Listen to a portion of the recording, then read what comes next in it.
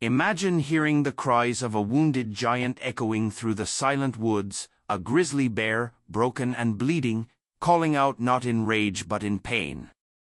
It's a sound that can shake you to your very soul. Everyone says wild bears are dangerous, untouchable. But what if, in one breathtaking moment, the world turned upside down and a human heart answered that desperate cry? Stay with us, because what happened next will challenge everything you think you know about fear, about survival, and about compassion. This is a story that will leave you breathless, and may just bring tears to your eyes. Before we begin, make sure to subscribe to the channel, like this video, and turn on notifications. That way, you'll never miss another unforgettable story about the strength, courage, and hope found deep in the wild. The crisp autumn wind whispered through the endless pines of Montana's Bitterroot National Forest. It was the kind of morning that tasted like frost, where the air was so cold it bit the inside of your lungs. Miles from the nearest town, Sam Walker adjusted his worn backpack, listening to the solitude that only deep wilderness could offer. He wasn't searching for anything, or at least, that's what he told himself. After all, you didn't come out here to find things. You came to lose them. Sam had lost plenty.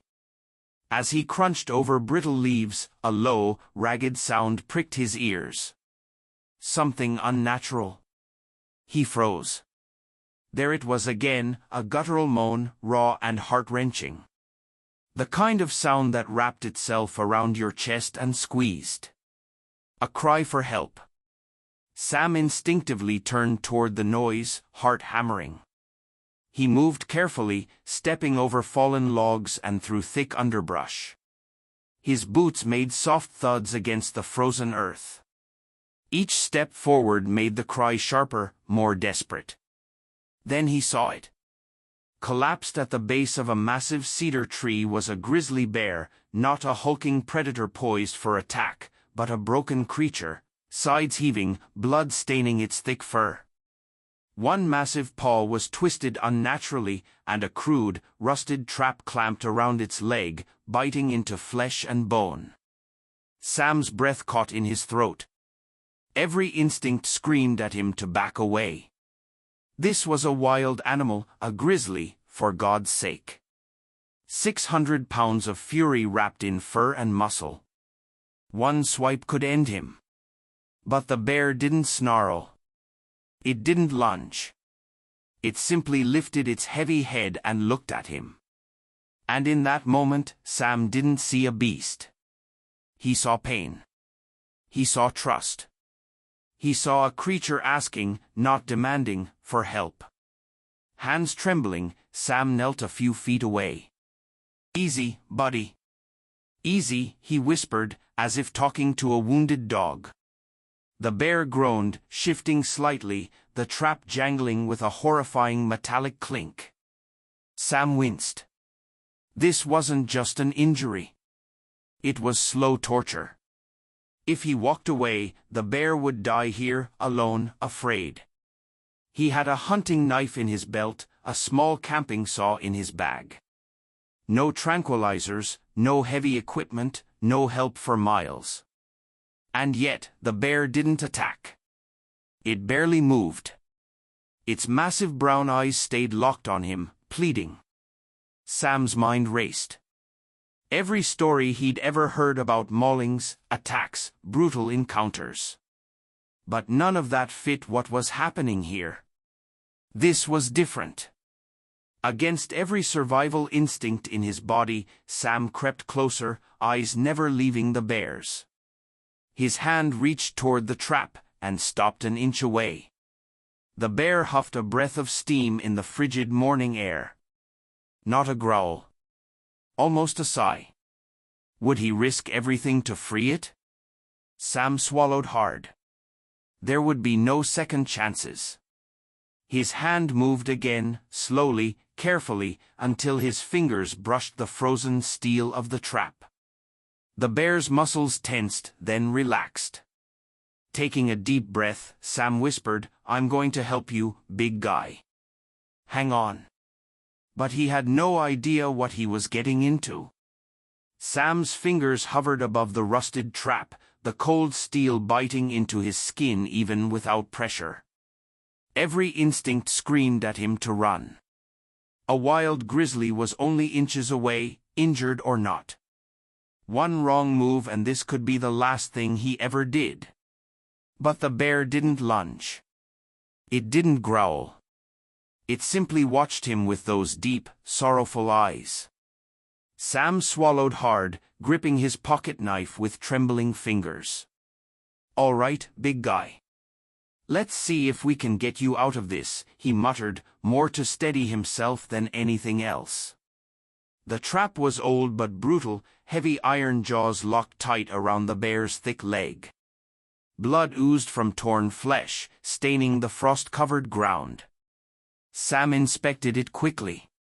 There was a small release mechanism on the side, jammed with rust. This wasn't going to be easy.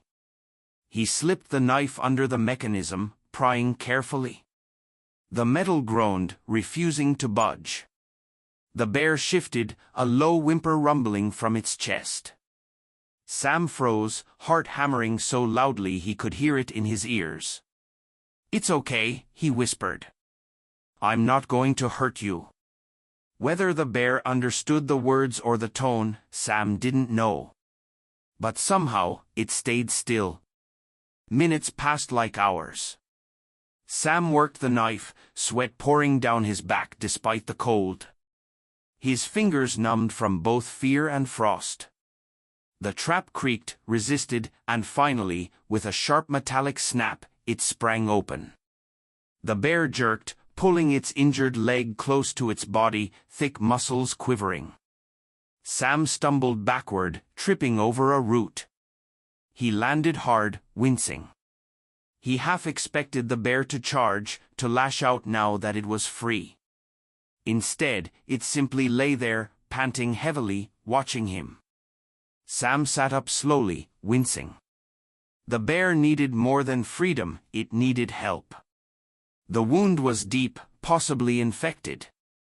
If left untreated, the bear wouldn't survive long. But Sam was no veterinarian, and he couldn't carry a 600-pound animal through the forest. He scanned the area. His old hunting cabin, abandoned for years, was about a 2-hour hike west. It had supplies. An old radio. Maybe even something he could use to patch up the bear. He looked back at the animal, who now tried and failed to stand. It collapsed with a grunt of pain, sides heaving. Sam made a decision then, one he didn't fully understand himself. He pulled off his backpack and rummaged through it, finding a battered fleece blanket and a half-empty water bottle. Speaking in soft, steady tones, he edged closer, offering the bear water, gently draping the blanket over its shivering body. "If you can trust me," Sam said, voice cracking, "I swear I'll get you through this." The bear closed its eyes, exhausted. But Sam knew this was only the beginning. The sun dipped lower, casting long shadows through the dense forest. Sam knew he didn't have much time. Once darkness swallowed these woods, the temperature would plummet, and predators would start prowling, coyotes, wolves, even other bears. And here he was, sitting beside an injured grizzly, armed with nothing but a hunting knife, a fleece blanket, and a heart full of reckless hope. Sam squeezed the bear's massive paw lightly, careful not to touch the wound. "Hang on, buddy. I'll be right back," he whispered. Standing, he shoved his hands deep into his jacket pockets to fight the growing chill. He had a 2-hour hike to the cabin and maybe less than that before nightfall. He hated leaving the bear alone, but if he didn't, they'd both be trapped without supplies, and the bear's chances would vanish like mist in the coming frost. Sam turned, pushing through the underbrush, moving faster than he ever had before. Twigs snapped underfoot. Branches clawed at his jacket. His breath came in ragged gasps. As he ran, memories flooded back, his brother's face from 2 years ago, pale and still in a hospital bed. The feeling of helplessness. The endless wishing that he could have done more, been faster, fought harder. Not this time. Not again. He would fight for this life, no matter how wild, how unlikely. Halfway to the cabin, Sam heard a howl in the distance, high-pitched, hungry. Coyotes. Close. His heart leapt into his throat. If they found the bear alone, wounded and unable to defend itself, he broke into a full sprint. Finally, the cabin came into view, a sagging shape against the backdrop of trees, windows cracked, porch nearly fallen in. He didn't waste time admiring it. He burst through the door, the hinges screaming in protest. Inside, dust coated everything. But there, against the far wall, an old metal cabinet still stood. Sam ripped it open. Inside, a roll of ancient gauze, a tin of antiseptic cream, and, by some miracle, a heavy canvas tarp. Good enough. He grabbed everything, stuffing it into his backpack. His hands closed around a flare gun tucked into the cabinet's corner. He hesitated, then took it too. Outside, the sky was bleeding purple and gold. Time was slipping through his fingers like sand. Sam ran back toward the bear, legs burning, lungs on fire. As he neared the spot, dread twisted in his gut. The clearing was too quiet, no cries, no rustling. He burst through the trees and froze. The bear was still there, shivering under the blanket. But circling just beyond the clearing were 3 coyotes, eyes gleaming, lips pulled back in hungry snarls. Sam's heart pounded so hard he thought his chest might explode. He had seconds to act. Reaching into his pack, he yanked out the flare gun, loading it with shaking hands. He aimed at the ground between the coyotes and fired. A deafening crack tore through the air, followed by a burst of searing red light. The coyotes yelped and scattered into the trees, disappearing like ghosts. Sam dropped to his knees beside the bear, heart hammering. "You're safe," he whispered hoarsely. "You're safe now." But deep down, he knew the real battle hadn't even begun yet. The clearing was silent again, save for the bear's labored breathing. Sam tucked the flare gun back into his pack and dropped down beside the wounded creature. The bear's massive body trembled beneath the blanket, every shallow breath a fight. The air grew colder by the minute, and Sam knew they wouldn't survive the night unless he acted fast. He set to work. First, he cleaned the wound with what little antiseptic he had. The bear twitched at the sting, a low groan escaping its throat, but it didn't lash out. Sam spoke softly the entire time, steady words to fill the fear in the air. "Easy, boy. You're tougher than this cold. I know you are." The wound was ugly, deep, ragged, infected. Sam could only do so much with the old gauze and cream, but he wrapped the leg as best he could, layering it tightly. It wasn't perfect, but it might buy them time. Darkness swallowed the clearing. The cold sharpened into a vicious blade, slicing through Sam's jacket and jeans. His fingers turned numb. His breath came out in white clouds. He gathered fallen branches and twigs, fumbling with frozen hands to build a crude fire. Sparks from his lighter refused to catch at first. Frustration burned in his gut. He couldn't fail now. Come on," he muttered. Finally, a flame licked the kindling. Sam fed it carefully until a small fire crackled, throwing weak, flickering light over the bear's matted fur. The bear lifted its head slightly, blinking at the fire before settling again with a heavy sigh. Sam sat down close enough to feel a little warmth but far enough to keep watch. Every sound, the snapping of a twig, the rustle of a breeze, made his muscles tense. Predators might still return. Or worse, another bear, drawn by the scent of blood. The hours crawled by, each minute colder than the last. Sam fought to stay awake, slapping his hands against his thighs, pacing small circles to keep blood flowing. He kept glancing at the bear, who dozed fitfully, occasionally whimpering. Sam wished he could do more, build a shelter, haul the bear to safety. But the truth was brutal. Out here tonight, they were completely alone. And it would come down to endurance. Sam stared into the fire, his mind spiraling back to the hospital waiting room 2 years ago, when he sat by his brother's side through the endless nights. Back then, he'd promised to stay until the end, to never leave someone he loved to fight alone. This night felt the same. He wasn't going anywhere. At some point, exhaustion overcame him.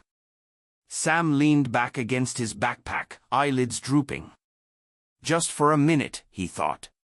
But as he slipped towards sleep, a low, menacing growl snapped him awake. Sam's eyes flew open. Beyond the firelight, a massive shadow moved between the trees, far bigger than a coyote. Another bear. And this one wasn't wounded. The firelight flickered wildly as the massive figure moved just beyond the clearing's edge. Sam's heart slammed against his ribs. His hands instinctively went to the flare gun, but he hesitated. This wasn't a pack of coyotes. He could scare off with noise. This was a fully grown, healthy grizzly, powerful, territorial, unpredictable. Sam glanced at the injured bear lying beside him, still breathing, still fighting. He couldn't abandon him now, not after everything. The newcomer growled again, a low, bone-deep rumble that vibrated through the ground. Sam stood slowly, keeping himself between the fire and the other bear, his every nerve screaming. "Easy," Sam whispered, as if his words meant anything in a place like this. The grizzly stepped closer, head low, eyes glinting red in the firelight. It wasn't charging, yet. It was testing, deciding. Sam's mind raced. Grizzlies avoided direct fights if they could. Maybe, just maybe, he could bluff. He raised the flare gun high above his head and pulled the trigger. A second brilliant burst of fire ripped through the night sky, lighting up the trees like a false sunrise. The big bear flinched back, startled, muscles tensing. Sam shouted, waving his arms, making himself appear larger, more dangerous. "Go. Get out of here." For a terrible moment, the bear didn't move. Then slowly, it turned and lumbered back into the darkness, snapping branches as it retreated. Sam collapsed to his knees, the flare gun slipping from his numb fingers. He had won, for now, but the price of that victory was beginning to show. The injured bear stirred weakly, whimpering. The effort of surviving, of fighting through the night, had taken a brutal toll. Its breathing was shallow, its body rigid with pain. Sam crawled over, laying a hand gently on its heaving side. "Stay with me," he whispered, voice cracking. "Please, just stay with me." Tears stung his eyes, blurring the wounded creature before him. For the first time that night, Sam allowed himself to wonder, what if it was too late? He had fought so hard to give this bear a second chance, risked his life, pushed through terror and exhaustion. But sometimes even your best wasn't enough. He pressed his forehead against the bear's coarse fur, closing his eyes. The heat of the fire barely reached them now. His own strength was slipping away, drained by cold and hopelessness. "I'm sorry," he whispered. "I tried." For a long, aching minute, there was only silence. Then a nudge, weak but undeniable. Sam's head snapped up. The bear had moved its snout, nudging him lightly, almost reassuringly. Sam laughed, a broken, tearful sound. The bear wasn't giving up. Not yet. And if the bear hadn't given up, then neither would he. He wiped his eyes roughly and began to pack the wound again, tightening the blanket, feeding the fire higher. If they were going down, they were going down fighting, together. The first gray fingers of dawn crept across the sky, peeling back the heavy darkness. Sam blinked blurrily against the weak light, every muscle in his body aching. His hands were numb, his clothes stiff with frozen sweat. But he was still here, and so was the bear. The fire had dwindled to glowing embers, barely enough to keep the cold at bay. Sam stirred, forcing his stiff body to move. He checked the bear's wound first.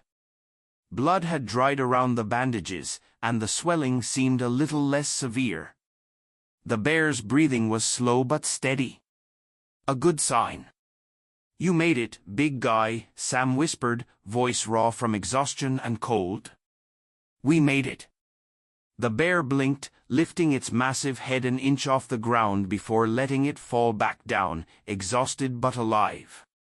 Relief poured through Sam, warm and dizzying. But they weren't safe yet. He needed real help, someone who could treat the bear properly. Someone with antibiotics, equipment, a real chance to save him. Sam's mind raced. The nearest ranger station was across the river, about 6 miles east. A brutal hike under normal conditions. Now it would be a test of everything he had left. Sam looked down at the bear. Leaving him, even for a few hours, felt like betrayal. But staying meant death, by infection or another predator finding them. He had no choice. Sam dug into his backpack, pulling out the last of his supplies, an emergency whistle and a small canister of bright orange rescue smoke.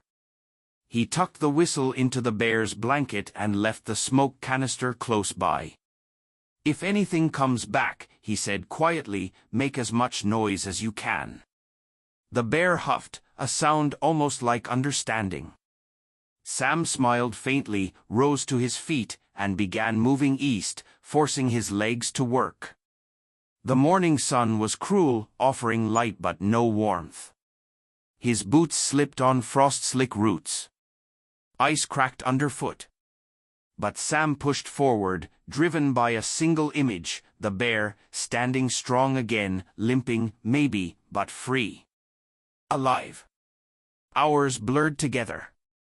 Sam's vision swam, his head pounded. When he finally stumbled onto the ranger station's gravel road, he barely had the strength to wave his arms. A truck rounded the corner and skidded to a halt. 2 rangers jumped out, shouts filling the cold air. Sam collapsed to his knees, gasping. "Bear, injured, trapped," he choked out, pointing west. The rangers didn't waste a second. They radioed for a wildlife rescue team while one of them helped Sam into the truck's warmth. As the engine roared to life, Sam sagged against the seat, exhaustion claiming him. He had done it. But would the bear hold on until help arrived? As Sam faded into unconsciousness, a single desperate thought burned in his heart: please save him. The sterile white walls of the small wildlife rehabilitation center blurred before Sam's eyes as he woke, his body aching from head to toe. For a few seconds, he didn't know where he was. Then everything came rushing back: the bear, the trap, the endless night in the freezing woods. Sam sat up too fast, wincing. A young woman in a forest ranger uniform hurried over. "Hey, easy," she said, placing a hand on his shoulder. "You've been out for almost a day. Dehydration. Exhaustion. You're lucky you made it." Sam grabbed her wrist, eyes wild. "The bear. What happened to him?" The ranger's face softened. She smiled gently. He's alive. Thanks to you. Sam sagged back against the bed, a broken laugh escaping him. Relief, sweet and overwhelming, washed through him. They had saved him. Over the next few days, Sam regained his strength. Every spare moment he wasn't resting, he asked about the bear.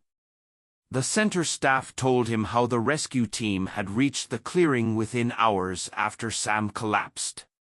They'd found the bear barely conscious, but still breathing, wrapped in Sam's torn blanket, the emergency smoke still untouched beside him. The wound had been severe, close to fatal. Infection had set in deep. It took multiple surgeries, antibiotics, and around-the-clock care. But against all odds, the bear was pulling through. He's a fighter, one of the vets said, smiling. Just like you. Finally, they allowed Sam to see him. They led him down a quiet hall to a large enclosure lined with soft earth and open sky. There, under the afternoon sun, lay the Grizzly, his massive frame thinner, his legs still heavily bandaged, but his eyes bright and alive.